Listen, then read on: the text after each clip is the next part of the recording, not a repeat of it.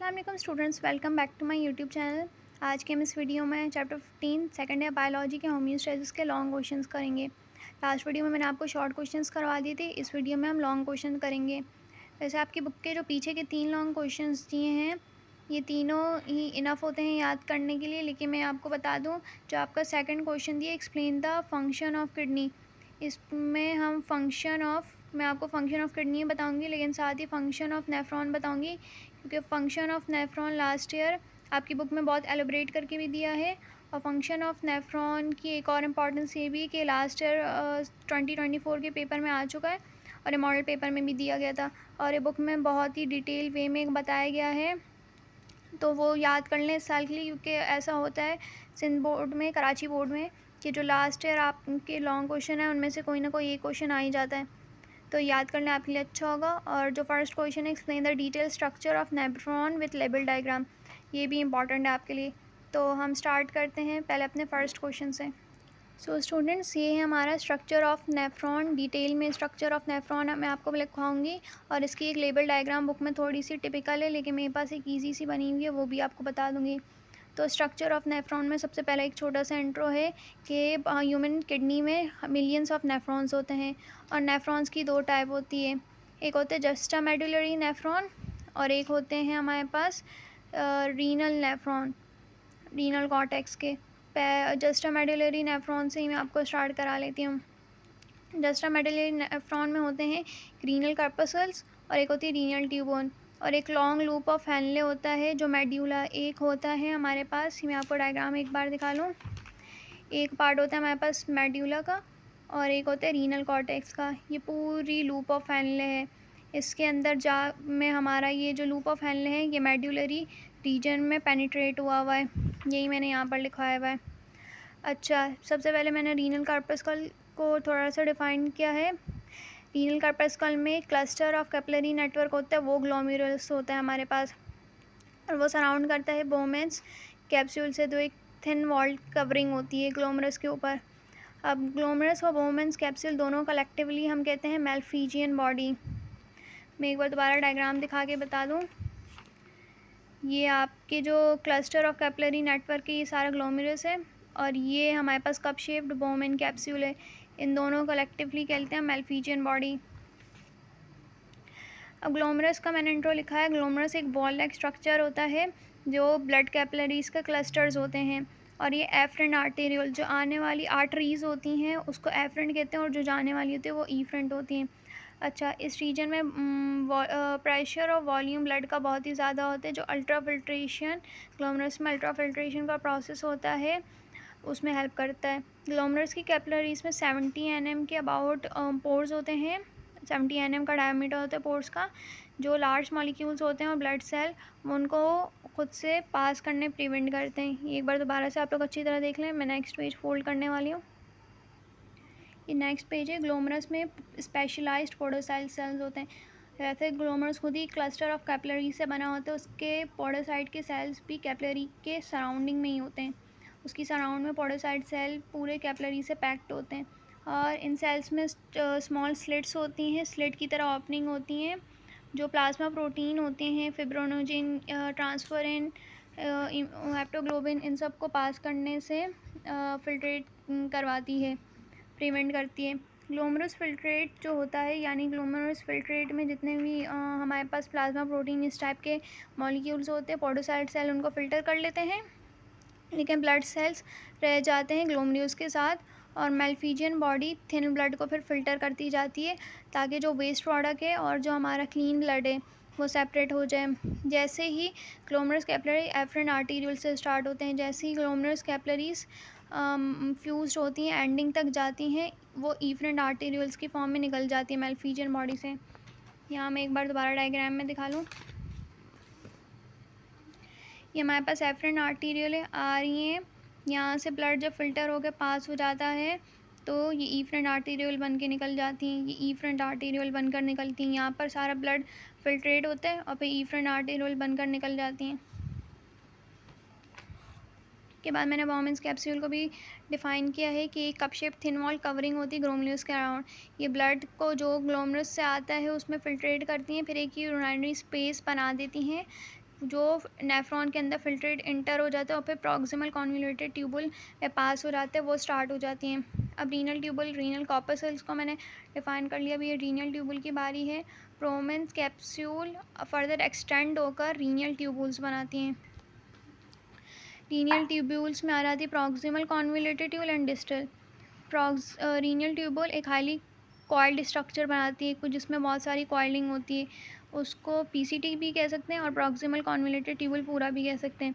इस पार्ट में हमारी एब्जॉर्प्शन होती है सेलेक्टिवली, जैसे हमारे पास कुछ एसेंशियल अमाइनो एसिड होते हैं, इलेक्ट्रोलाइट्स और वाटर इस रीजन में रीएब्जॉर्ब्ड हो जाते हैं। ये दूसरा है, हमारे पास एक लूप ऑफ हेनले होती है, जो मैंने बताया था मेडुलरी रीजन में पेनिट्रेट होती है। पीसीटी नीचे जाती रीनल पायरामिड जो किडनी के होते हैं मेड्यूला के, उसमें डिसेंडिंग लिम्ब ऑफ हेनले बन जाती है। फिर ये ट्यूबुल्स ऊपर की तरफ आती हैं बोमेंस कैप्सूल की तरफ।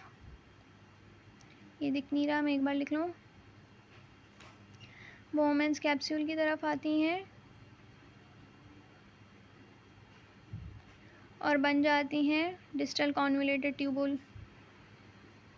अब डिस्टल कॉन्वोल्यूटेड ट्यूबुल में क्या है, असेंडिंग लिम्ब कॉइल्ड हो जाती है,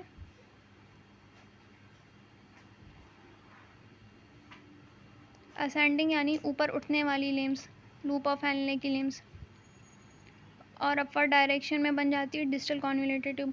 एक कलेक्टिंग डक्ट भी होता है, सारे डीसीटी यानी ट्यूबुल सारी आ जाती हैं और एक कॉमन डक्ट को ज्वाइन कर लेती है, फिर वो यूराइन पेल्विस में रीजन में ले जाते हैं और वहाँ से किडनी से एग्जिट हो जाता है। अब ब्लड सप्लाई कहाँ कहाँ से हो रहा होता है नेफ्रॉन में,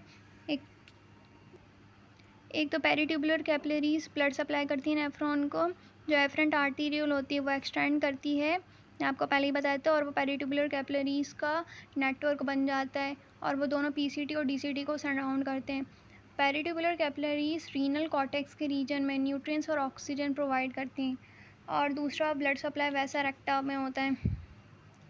पेरिट्यूबुलर कैपिलरीज नीचे जाती हैं लूप ऑफ हेनले के साथ साथ, और ये जो ब्रांच होती है कॉम्प्लेक्स नेटवर्क, यहाँ पेंसिल से लिखा है, वो लूप ऑफ हेनले को सराउंड करती हैं। इसको हम वैसा रेक्टा कहते हैं, वो जो ब्रांचेस लूप ऑफ हेनले को कैपिलरीज के सराउंड करती हैं।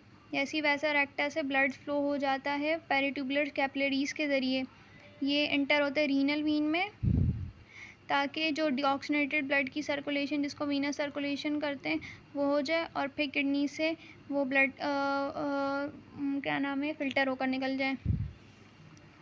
ये इसकी डायग्राम भी है, एक बार मैं डायग्राम से भी स्ट्रक्चर समझा दूँ। ये हमारे पास ग्लोमरस कैपिलरीज हैं और इसके अराउंड ये बोमेंस कैप्सूल है। यहाँ पर हमारी ग्लोमरस की फ़िल्ट्रेशन हो जाती है। ये एफरेंट आर्टीरियल है जो ग्लोमरस के अंदर बोमेंस कैप्सूल के अंदर आकर ये ग्लोमरस कैपिलरीज बना रही है, और ये इफरेंट है जो निकल रही हैं। ये जाके पहले प्रॉक्सिमल कॉन्वोल्यूटेड ट्यूबुल बन जाती हैं, नीचे जब जाती हैं, और यहाँ से जब ऊपर आती हैं, ये असेंडिंग लिम्ब है, ये डिसेंडिंग लिम्ब है, और ये असेंडिंग लिम्ब ऊपर जाती है तो डिस्टल बन जाती हैं। और यहाँ पर हमारे पास एक कलेक्टिंग डक्ट है, मैंने बहुत इजी करके बनाई, वरना यहाँ पर बहुत सारे कैपिलरीज का नेटवर्क आता है और इस कलेक्टिंग डक्ट को ज्वाइन कर लेता है। उसके बाद ये हमारे पास दो रीजन, रीनल कॉर्टेक्स और मेड्यूला। मेड्यूला इस रीजन में वैसा रेक्टा मेड्यूलरी रीजन में होता है, और जो पेरिट्यूबुलर कैपिलरीज रीनल कॉर्टेक्स को न्यूट्रिएंट्स और ऑक्सीजन सप्लाई करती हैं। ये है हमारा structure of nephron. Second question है explain the function of kidney, इसमें फंक्शन ऑफ नेफ्रॉन भी करा दूँगी। तो स्टूडेंट्स ये है फंक्शन ऑफ किडनी, ये पॉइंट बाय पॉइंट लिखा हुआ है, ये लॉन्ग में नहीं आ सकते क्योंकि बुक में ये बहुत छोटा लिखा है, ये मैंने एज अ पॉइंट बना के लिखे हैं, सो शॉर्ट में आ जाए नॉन रीजनिंग के पार्ट में। तो किडनी के इसमें से आप 4 से 5 भी छोटे करके लिख लेंगे फंक्शंस, तो आपका क्वेश्चन कंप्लीट हो जाएगा इंशाल्लाह। पहला फंक्शन है कि किडनी ब्लड को फिल्टर करती है और वेस्ट प्रोडक्ट और जो एक्स्ट्रा फ्लूइड होता है बॉडी से उसको यूराइन की फॉर्म में निकाल देती है। दूसरा फंक्शन है ये 2 हार्मोन्स प्रोड्यूस करती है, एक रेनिन है जो ब्लड प्रेशर कंट्रोल करने में हेल्प करता है, और दूसरा एरिथ्रोपोइटिन है, वो आरबीसीज के बोन मैरो में प्रोडक्शन में हेल्प करता है। चौथा फंक्शन इसका ये है कि किडनी एक एक्टिव फॉर्म में विटामिन डी को प्रोड्यूस करती है, D3 को, जो कैल्शियम और फॉस्फोरस को बोन्स से क्या नाम है एब्जॉर्ब करवा के उनको स्ट्रॉन्ग बनाने में हेल्प करता है। फिर most important function is that ये हमारे बॉडी का पीएच लेवल को मेंटेन करके रखता है, और HCO3 बायोकार्बोनेट्स जो हमारे यूराइन में होते हैं उनको ब्लड से सीक्रेट करवा कर H पॉजिटिव आयंस में उनको एलिमिनेट करा देता है। सिक्स फंक्शन है किडनी एक 180 लीटर ब्लड जो होती है सर्कुलेशन 24 आवर्स में फिल्ट्रेट करती है और 2.5 litre urine per day normal climatic conditions में प्रोड्यूस करती है। अब यहाँ से हम फंक्शन ऑफ किडनी नेफ्रॉन करेंगे। ये एक तरह से किडनी का ही फंक्शन होता है, लेकिन ये ज़्यादा इंपॉर्टेंट है, ये आ सकता है। तो इस function of kidney nephron 4 stages में डिवाइड है और लास्ट वाले 4 स्टेज में 2 सब स्टेजेस भी हैं। ये इतनी लेंथ का क्वेश्चन इनफ होगा आपके बोर्ड के पेपर के लिए। पहला फंक्शन हम डिस्कस कर लेते हैं। पहला स्टेज ग्लोमेरुलस फिल्ट्रेशन को अल्ट्रा फिल्ट्रेशन भी कहते हैं। ब्लड एक हाइड्रोस्टैटिक प्रेशर के ज़रिए फ़िल्टर आउट होता है जो जनरेट होता है डायमीटर जो एफ्रन ईफ्रन आर्टीरियोल्स मैंने आपको बताई थी उनके डिफरेंस की वजह से। ग्लोमेरुलस में पॉडोसाइट सेल्स होते हैं जो ब्लड कैपिलरीज के अराउंड पैक्ड होते हैं, रैप होते हैं और उनकी स्लिट लाइक ओपनिंग होती है। तो प्लाज्मा प्रोटीन, यहाँ पे बहुत सारे प्लाज्मा प्रोटीन के नाम लिखे हैं, उनको यूराइनी अल्ट्रा फिल्ट्रेशन में इंटर होने से प्रिवेंट करती है। जैसे ही ब्लड फिल्टर आउट होकर निकल जाता है कुछ स्मॉल मॉलिक्यूल और वेस्ट और दूसरे कंपाउंड को निकाल देते हैं एज अ ग्लोमेरुलस फिल्ट्रेट। अब इस प्रोसेस को हम अल्ट्रा फिल्ट्रेशन करते हैं। ग्लोमेरुलस में सिर्फ प्योर ब्लड होता है, फिल्ट्रेशन के बाद आ जाता है और स्मॉल अमाउंट ऑफ वेस्ट आता है, वो बोमेंस कैप्सूल में एज अ ग्लोमेरुलस फिल्ट्रेट के नाम से चला जाता है। दूसरा स्टेज है सेलेक्टिव एब्जॉर्प्शन का, रीएब्जॉर्प्शन का। ग्लोमेरुलस फिल्ट्रेट जब निकल जाता है तो रीनियल ट्यूबुल्स में जाता है। मैंने बताया था एक स्ट्रक्चर रीनियल ट्यूबुल्स का बनता है। रीनियल ट्यूबुल्स में 3 टाइप की हमारे पास ट्यूब्स आती हैं, एक पीसीटी, डीसीटी और लूप ऑफ हेनले। नेफ्रॉन में कुछ ऐसे मॉलिक्यूल्स होते हैं जो कैपिलरी से फ़िल्टर आउट होने के बाद रीनियल ट्यूबुल में एंटर होते हैं। ये नाइट्रोजीनियस प्रोडक्ट लिखा है along with nitrogenous product, waste product, और इन तीनों के नाम भी लिखे हैं। और वाटर भी इसी रीजन में फिल्ट्रेट हो जाता है, लेकिन सेलेक्टिव फ्री एब्जॉर्प्शन मैंने स्ट्रक्चर में भी बताया था पीसीटी में होती है। वाटर से 67% एब्जॉर्ब होता है। सोडियम पोटेशियम वेरिएबल क्वांटिटीज़ में होते हैं। क्लोरीन 50% होता है, कैल्शियम मैग्नीशियम और ये HbO4 आयंस होते हैं। और जैसे ग्लूकोज है हमारे ब्लड में होते हैं, ग्लूकोज 100% हो जाता है। Amino acid, vitamins, organic acid वो सब पीसीटी में रीएब्जॉर्ब होते हैं और ब्लड सर्कुलेशन में वापस चले जाते हैं रीएब्जॉर्ब होने के बाद। H2O पैसिवली होता है और ग्लूकोज और सोडियम एक्टिवली होते हैं। एक्टिवली यानी एक्टिव ट्रांसपोर्ट होता है, इसमें एनर्जी यूज़ होती है। सोडियम और जो नेगेटिवली चार्ज आयंस होते हैं यूराइन या फिर ब्लड में, वो भी क्या नाम है इंट्रैक्शन की वजह से एब्जॉर्ब हो जाते हैं। एल्डोस्टेरोन सोडियम और को फैसिलिटेट कराते हैं एब्जॉर्ब कराने में, और ADH anti diuretic hormone water को। थर्ड स्टेज ट्यूबुलर सिक्रेशन का है। ट्यूबुलर सिक्रेशन में सारी जो हमारे पास फिल्ट्रेट से चीज़ें आती हैं जमा होगा वो पीसीटी और डीसीटी में एंटर हो जाती है ब्लड प्लाज्मा से, और वो वाला वेस्ट भी अल्ट्रा फिल्ट्रेशन के टाइम पर स्केप हो गया था, लेकिन ये अभी भी ब्लड में। अब ये सब्सटेंसेस ट्रांसपोर्ट होती हैं डीसीटी में, यूरिया, यूरिक एसिड, क्रिएटिनिन, इन सब को लेकर। ये प्रोसेस पहले परफॉर्म होते हैं पीसीटी में, जहाँ पे यूरिया 50% एब्जॉर्ब होता है। कुछ पोटेशियम के आयंस डीसीटी से सीक्रेट जो हुए होते हैं कलेक्टिंग डक्ट में, वो सोडियम और पोटेशियम की एक्शन पोटेंशियल और इनकी एक्सचेंज की वजह से एब्जॉर्ब हो जाते हैं। सोडियम भी एल्डोस्टेरॉन पीछे मैंने बताया था एब्जॉर्ब होता है, सोडियम को ही कहते हैं, और पोटेशियम कलेक्टिव डक्ट में सीक्रेट हो जाते हैं। इस स्टेज में यूराइन का पीएच मेंटेन होता है। फोर्थ स्टेज हमारे पास काउंटर करंट एक्सचेंज का है। इस प्रोसेस में मॉलिक्यूल्स की एक्सचेंज होता है। 2 डिफरेंट फ्लूइड्स में कॉन्सेंट्रेशन भी डिफरेंट होती है और डायरेक्शन में भी अपोजिट में होता है। इसमें लूप ऑफ हेनले और मेड्यूला का एनवायरनमेंट शामिल होता है हमारे पास काउंटर करंट एक्सचेंज के प्रोसेस में। ये 2 सब प्रोसेस इसमें डिवाइड है। इसमें पहले काउंटर करंट मल्टीप्लायर, ये शॉर्ट में भी हमारे पास था, अभी थोड़ा डिटेल में पढ़ लेते हैं। Counter current multiplier loop of Henle जो हमारी असेंडिंग लिंक होती है, लूप ऑफ हेनले की एक असेंडिंग होती है एक डिसेंडिंग। ये असेंडिंग लिंक में होता है, मेडुलरी इन्वायरमेंट में होते हैं। असेंडिंग लिंक में आयोनिक को ट्रांसपोर्टर प्रोटीन्स होते हैं, एक सोडियम को अलाउ करता है, एक पोटेशियम को करता है और 2 क्लोरीन को अलाउ करता है। इसी तरह बहुत सारे आयंस लिम्फ से बाहर निकल जाते हैं, और जब ये आयंस एक्टिवली एब्जॉर्ब हो जाते हैं असेंडिंग लिम्फ से जो मेड्यूला में होती है, मेड्यूला का एनवायरनमेंट हाइपरटोनिक हो जाता है, वो एनवायरनमेंट जिसमें सॉल्यूट की क्वांटिटी बढ़ जाती है। और ये मूवमेंट ऑफ आयंस एल्डोस्टेरोन के हार्मोन कंट्रोल करता है आयंस की मूवमेंट को, जो एड्रीनल ग्लैंड के कॉर्टेक्स पार्ट से निकला होता है। और वाटर की मॉलिक्यूल की फैसिलिट होती है एंटी डायूरेटिक हार्मोन से। ये पोस्टीरियर लोब पिट्यूटरी ग्लैंड से निकलता है। Urea osmotic gradient inner medulla यानी मेड्यूला के अंदर यूरिया ऑस्मोटिक ग्रेडियंट इंक्रीज़ करते हैं और ये पानी की रीएब्जॉर्प्शन में हेल्प करता है। इस पूरे प्रोसेस को काउंटर करंट मल्टीप्लायर कहते हैं। दूसरा सब डिवीज़न है काउंटर करंट वैसा रेक्टा का। ये लूप ऑफ फैनले और पेरीट्यूबुलर कैपिलरीज के बीच में होता है और इसमें ब्लड होता है, वो ब्लड और वाटर दोनों परमिएबल होते हैं आयंस की एक्सचेंज के लिए। वाटर बाहर डिफ्यूज़ हो जाता है लेकिन सॉल्यूट कैपिलरीज के अंदर जाकर डिफ्यूज़ होते हैं, जो डिसेंडिंग लेम लूप ऑफ फैनले के अलॉन्ग साइड पर ट्रैवल कर रहे होते हैं। अच्छा, अगर ये ब्लड चला जाता है तो मेडुलरी कॉन्सेंट्रेशन ग्रेडियंट डिस्ट्रॉय हो जाता है। इसलिए इस सारे इफेक्ट को काउंटरैक्ट यानी संभालने के लिए क्या प्रोसेस होता है, पेरिट्यूबुलर कैपिलरीज असेंडिंग लिंक के साथ एक्स्ट्रा सॉल्यूट्स यानी डिफ्यूज़ करवाते हैं मेड्यूला में, ताकि कॉन्सेंट्रेशन ग्रेडियंट मेड्यूला के इनसाइड बना रहे और ब्लड डाइल्यूट हो जाए। ये प्रोसेस एक्सचेंज ऑफ ग्रेडियंट का वैसा रेक्टा या पे पेरिट्यूबुलर कैपिलरीज में जो होता है उसको काउंटर करंट वैसा रेक्टा सारा कहते हैं। अच्छा, वाटर इसमें सीक्रेट होता है और रीएब्जॉर्ब्ड हो जाता है सिस्टम के अंदर।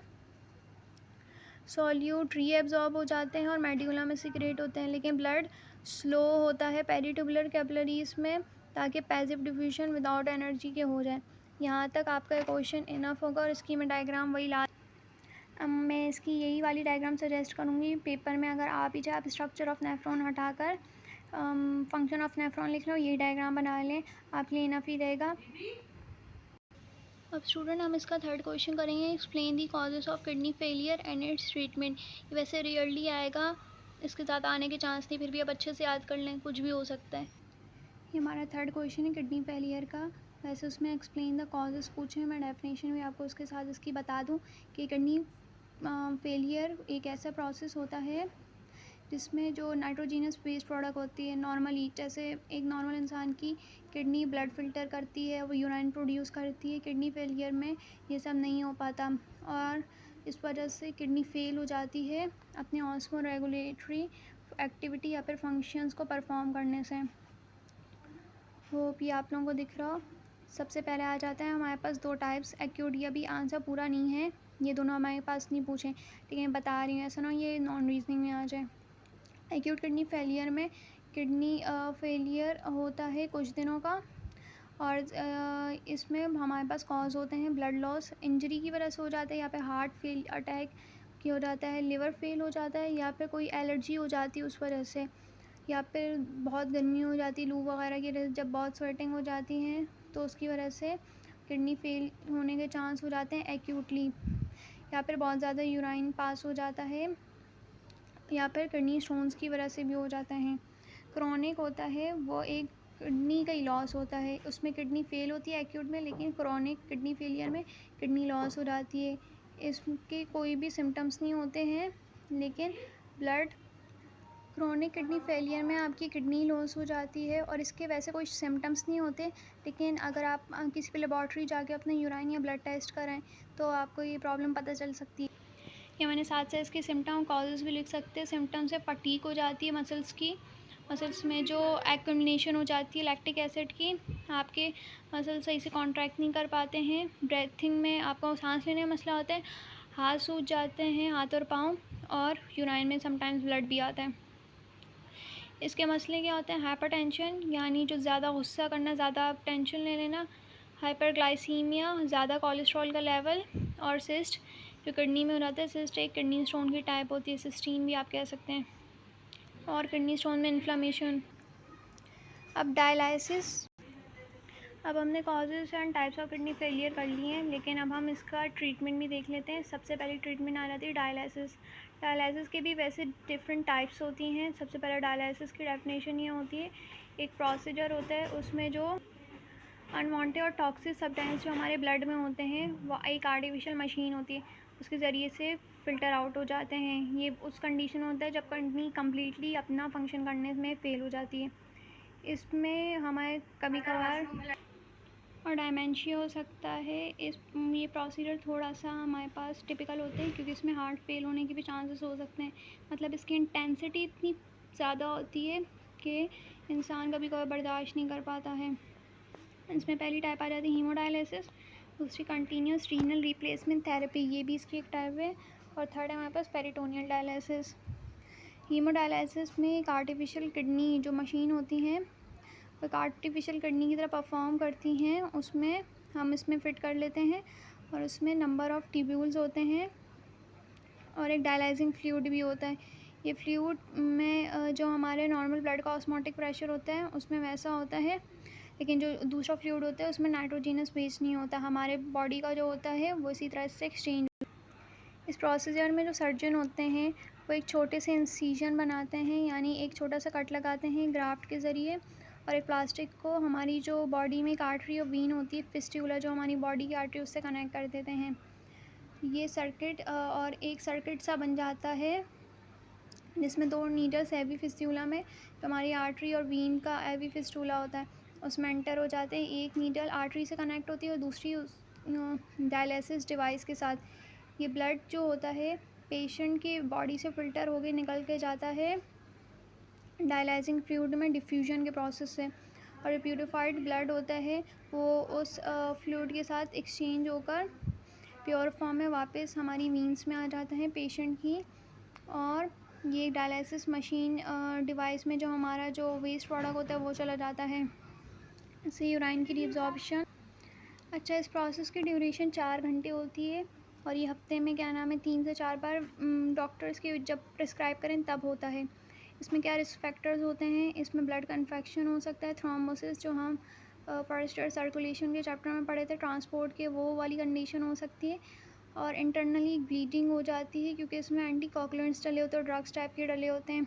इस हमारे जो दूसरा फ्लूइड होता है डायलाइजिंग फ्लूइड, उसके ज़रिए। सेकेंड प्रोसीजर है कंटिन्यूस रीनल रिप्लेसमेंट थेरेपी। इस प्रोसेस एक्यूट किडनी इंजरी जो होती है उसको फिक्स करने में हेल्प कराता है। पेशेंट 6 दिन से ज़्यादा CRT में सर्वाइव कर लेते हैं। बाकी मैं आपको लिखवाती हूँ। अगला प्रोसेस पेरिटोनियल डायलिसिस का है, ये हम सही करेंगे। पेरिटोनियल डायलिसिस में एब्डोमिनल कैविटी ब्लड को फ़िल्टर करती है। पेरिटोनियल डायलिसिस की हेडिंग में ये एक लाइन लिखने के बाद आप इसके प्रोसीजर की हेडिंग डालेंगे, और ये दिस स्टार्ट से लेकर इफ़ नीडेड तक ये पैरा ख़त्म हो जाएगा। ज़्यादा लॉन्ग भी क्वेश्चन नहीं करना कि ऐसा ना आपका पेपर में टाइम वेस्ट हो जाए। इतना क्वेश्चन के लिए आंसर आपके लिए इनफ होगा। अच्छा, वैसे इस प्रोसीजर में क्या होता है, एक डॉक्टर फिर से एक इंसिजन बनाता है और एक कैथेटर जो होता है वो इम्प्लांट करने के लिए आपकी एब्डोमिनल कैविटी में डाल देता है। अब वो कैथेटर सॉफ्ट ट्यूब होती है जो डाइसलेट, यानी जो हमारा जो एक और मिक्सचर होता है डाइसलेट का फ्लूइड होता है, वो इन और आउट में एब्डोमिनल कैविटी को एक्सचेंज हो सकता है। अब एब्डोमिनल कैविटी में एक इंटरनली लाइंड होती है, यानी उसमें एक पेरिटोनियम की नेचुरल फिल्टरिंग मेम्ब्रेन होती है हमारे बॉडी में एब्डोमिनल कैविटी में।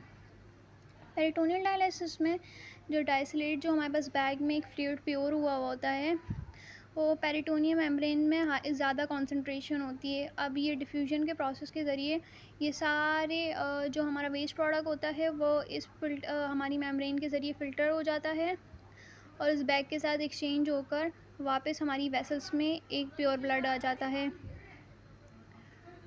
अब डाइसलेट रिमूव हो जाता है और ये process repeat again and again होता है जब तक आपका बॉडी से वो वेस्ट प्रोडक्ट एलिमिनेट नहीं हो जाता। यहाँ तक आप लिख लेंगे, इफ़ नीडेड तक आपका क्वेश्चन इनफ होगा। स्टूडेंट्स, इसी तरह हमने इस चैप्टर को कंप्लीट कर लिया इसके लॉन्ग क्वेश्चन के साथ। फिर भी अगर आपको कोई प्रॉब्लम हो आप मुझे कमेंट करके बता दें ताकि मैं आपकी सारी कन्फ्यूजन को सॉल्व करने में हेल्प करूँ और आगे आपके आंसर्स थोड़े मैं आपको और इजी वे में बना कर दूँ। सो आई होप ये वीडियो आपको पसंद आई होगी। Don't forget to share and subscribe my channel. अल्लाह हाफिज़।